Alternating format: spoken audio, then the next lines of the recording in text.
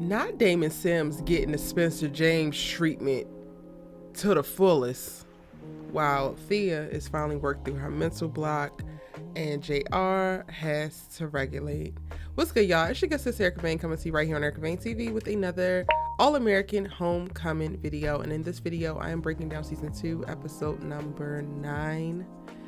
Y'all, the episode was great, okay? But the way they left us and where they have Damon at, I definitely have a problem, and we're gonna go ahead and talk about it. If you're new here, go ahead and hit that subscribe button and turn on your bell notifications so you don't miss out on any of my All-American Homecoming content and conversations. At any point in the video, drop down in the comment section. Let me know what you're thinking, what you're feeling, and include the timestamp so I know exactly what you're talking about, and we can keep this conversation going. And without further ado, child, let's go ahead and just talk about it. Okay, so I'm going to go by character in this episode breakdown because, yeah, that's just what I'm going to do. Damon Sims. In this episode, while this episode to me felt like a much calmer, still great, but like calmer episode compared to the return from the mid-season hiatus with episode 8, Damon gets all the way through this episode and then is hit with some of the most life-changing information that he will ever experience, and my heart just cannot stop aching for this young man. So in this episode, we see him beefing with the team. We get to see Thea still keeping her distance and ignoring him struggling with his feelings of resentment for his father while still, meeting and beating expectations and goals that they had set out for Damon in his career. And then by the end of the episode, he's confronted with the loss of his father. My God, if this is not the Spencer James special, I don't know what is. Luckily for us, though, Damon Sims is a much different character than Spencer James, so I anticipate his response to all of this mess hitting him like a ton of bricks will be completely different and hopefully handled much, much better. Okay, but let's start with Damon's beef with his team, because ultimately he don't really have beef with his team. It is a mixture, a beautifully layered, nuanced mixture of things happening for him.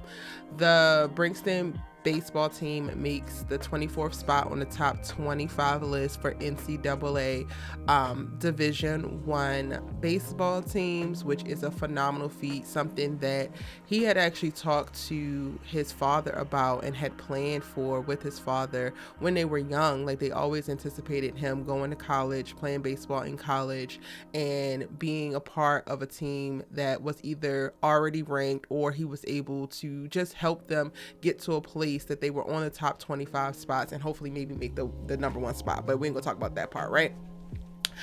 And instead of being able to enjoy the moment where it's announced, Damon has a moment where he calls his dad and he's trying to tell him like, yo, we did it. And his father, because of his Alzheimer's, doesn't even register that Damon is still in college. And on top of that, Damon has already been struggling with the fact that he has a bunch of unanswered questions and accountability he hasn't been able to lay at his father's doorstep due to his disease.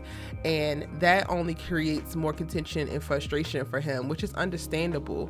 Now, what I will say is, in reference to Damon and the beef with the team, they do get this feat, and like, I get for Damon being like a star player, an elite athlete, there's usually something to it with them where they don't congratulate themselves or they don't get too excited in the moment. It's really about, and I really identify with this because I'm like this too. Once you hit a goal, it's almost like, all right, great, we did it. Now let's talk about what's next.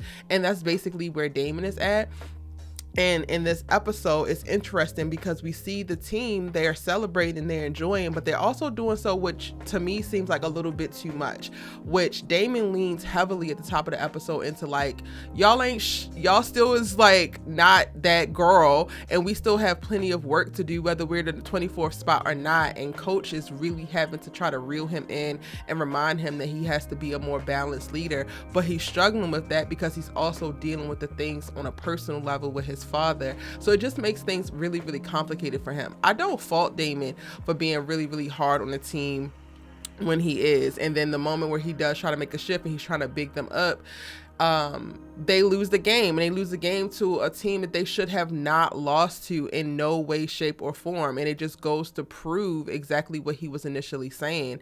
So again, I don't fault Damon for like how he was or the things that he actually did, because I believe that he's right. I think that the BU team started to see a little bit of success. They've been on a winning streak, and that's cool. Y'all can celebrate that, but like, let's not rest on our laurels, because we're not done with this season yet. We still have bigger fish to fry. Like, y'all are still trying to get to a place where y'all are contending and hopefully in a running for a championship, and y'all are nowhere near that. But now you're losing to little random teams in a little random invitational that could set you back or even get you kicked off the top 24 list because you think that you're too cool for school. It's not okay. Now, moving on to talk about Thea and Damon, because we are still in the Dia breakup era, and I hate that for us. I absolutely hate that for them. However, both of them are having things happen to them outside of their relationship, which I think will ultimately wind up bringing them back together. But for the brief moment that we get to see Thea and Damon interact in this episode, Thea is definitely avoiding him, and he definitely feels a way about it. Unfortunately, I think that his father's passing is going to be something that forces Thea to show up for him and to occupy space with it, to occupy physical space with him, even though she has been definitely avoiding that. And as long as she does what she has to do as a friend and former, girlfriend, they are going to be set up, I think, to reconcile at some point, especially with Thea having a journey that she did. But we will talk about her in her section of the video. I do think that with every moment that Damon has to experience Thea avoiding him or them just not being what they were, it is definitely a strike to his ego and to his heart, and it's not necessarily a good thing for him. However, when it rains it pours, and he's already going through a lot. So of the things that hurt him in this episode, this thing is probably the smallest on the list. Now, as I mentioned, his father passes away by the end of the episode, and it sucks because Damon finds out about this by Coach Marcus while he is packing to go see his father and actually have the conversation that he has been wanting to have with him, to celebrate the top 25 spot, to reconnect with him, and to just try to recapture some of the things and feelings that he felt with his father and their relationship prior to all of this stuff going down with them.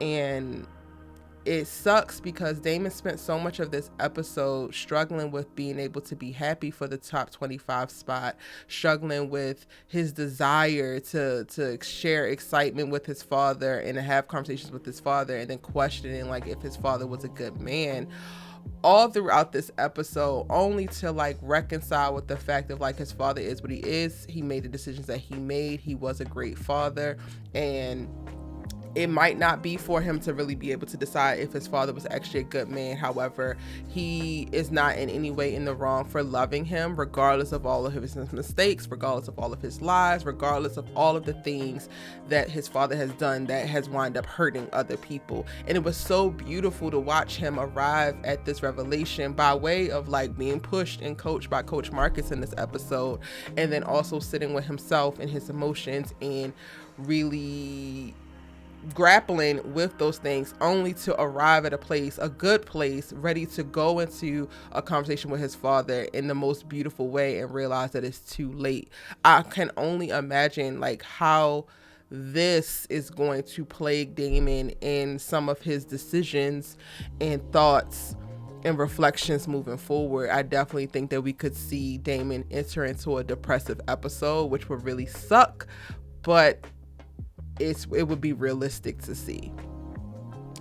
And those are my thoughts on Damon, y'all. Let me know what y'all thought about Damon in the comment section down below. At this point, I'm just saying prayers for this fictitious character because I'm stressed for him, and I just want him to know peace. He deserves it. But moving on, let's go ahead and talk about little Miss Simone Hicks, who is online in this episode. And I'm like So excited to see this storyline play out, both through Simone as well as Cam, because they both are pledging Black Greek letter organizations, and it's always like very touchy, like such a touchy subject to see this play out in media, because so much of the life and the process and the crossing of the burning sands is so secretive and discretionary and like unique to each organization. And I was really like, oh my god, they're going to show this, and I think they did a really, really great job of it, whether it's with Cam having to speak in code when talking to Gabby about what's actually going on, with Simone having to find her way and unifying with her line sisters and giving up her mentality that she has adopted by way of struggle and stress that she's experienced with her tennis team and not being able to trust women. She now has to let that go because she's on a line with girls for the next 6 to 8 weeks where they all have to move like one, like each other's hands has to be each other's hands, each other's feet have to be each other's feet, and if one does something, they all do something, they're all in it together. And I just thought that they did such a beautiful job while maintaining discretion, while still honoring the fact that this isn't a process that's open for everybody to see, and this isn't like getting into our actual, Greek letter, the Divine Nine or other Greek letter organizations business, but still showing what kind of happens, how it kind of looks, how it kind of feels. I think that Homecoming has done a really, really phenomenal job with it, and I was just watching like, oh my word, I'm excited. But that's what's happening with Simone in this episode. She's online, and then her being online creates a question of like, if you were pledging, it's going to change you, which I think that a lot of people who go through the process of pledging a Greek letter organization experience, because it's a period of time where you're submitting yourself to this one group and you have to give yourself to them fully, and then y'all have to move as one, but then you have to be separate from who you were as they're like building up who you're going to be with them. And you can't reveal everything, you can't share certain things, you just can't do certain things. And in this episode we get to see Nate is campaigning to run against Nico for student government president. However, the Greek letter organizations are on Nico's side, so now Simone is having to campaign for Nico even though she 100% supports Nate, and instead of telling Nate like, yo, this is what I have to do for this, she finds out about it. And I just love the question of like, I wondered if pledging was going to change you, because it becomes a thing. Like, it is a conversation within friend groups of like, are you going to be different? Do you think that you're better? Like, all of these things come up. And while Simone doesn't think that she's better or anything like that, and she was 100% forced into this decision, I think that them posing that question was just so true to life. And again, very beautifully authentic in how they're displaying this process and how it affects the people who are actually going through it. And then on the flip side of that, Cam, who's over there doing it with KEK, he's experiencing complete and utter emotional and mental abuse. Like, the fact that they keep calling him Aneurysm Boy really pissed me off from the jump, and pointed to some of the negative and archaic practices of like tearing someone down to build them up that may be prevalent within the processes that a lot of these Greek letter organizations have. And ultimately, JR in this episode is confronted by Gabby and question of like, are you going to uphold this stuff that don't even work, that is unifying people based off of negativity and struggle and strife, versus trying to unify people positively and like hazing them, but hazing them with something that's actually going to be impactful not only for them but for the people around them. And shout out to JR for picking the right side, baby, and not leaning into the past and just hazing just for freaking hazing's sake, and being completely insensitive and disrespectful for no good goddamn reason. Aneurysm Boy, like, really? But again, it just speaks to the nuance and authenticity that is in All American Homecoming's writing, because it's literally all up and through. Now, to finish up Simone, she, again, is online, has a confrontation, but is able to reconcile once she figures out, like, yo, I need to stand up for myself. I need to stand up for what I believe. And ultimately that means standing up for Nate. And I love how she's doing it and throwing away Nico's little papers and not being a part of supporting them. And then her line sister stepping in and not ratting her out for throwing away the papers. She's able to kill two birds with one stone in that she's able to support Nate, get back on the right side of that with her relationship with Nate, but then also go through something with her line sisters so that they're able to prove that they're there for her, and then she's able to realize that she needs to be accountable to the loyalty that they're going to display and be down to ride with them. Also, the girl who gave her the misinformation prior to them pledging also apologizes for that and reaffirms, like, yo, we're literally line sisters, we're going to be sisters, we got to have each other's back. Boom, boom, boom. Simone gets a whole little character development arc that I think is absolutely beautiful and nuanced. Aside from that, y'all, we do have a couple moments with her and Lando, and Lando gives a little bit good advice or whatever. He has his little pop-up moments. He maintains his distance because she's not supposed to be around boys, but then when she calls in this little closed classroom, he comes and supports her, and they all kissing on each other, yada yada yada. I'm still not here for the relationship, but we appreciate your service in this episode, sir. We still don't like Lando. Now, aside from the fact that Nate is running for president, as I mentioned before, and Keisha is away, the other person who had the most screen time in this episode was Thea, and we get to see sis make a little bit of headway in getting past her mental block and getting to a more calm and balanced place with her tennis play.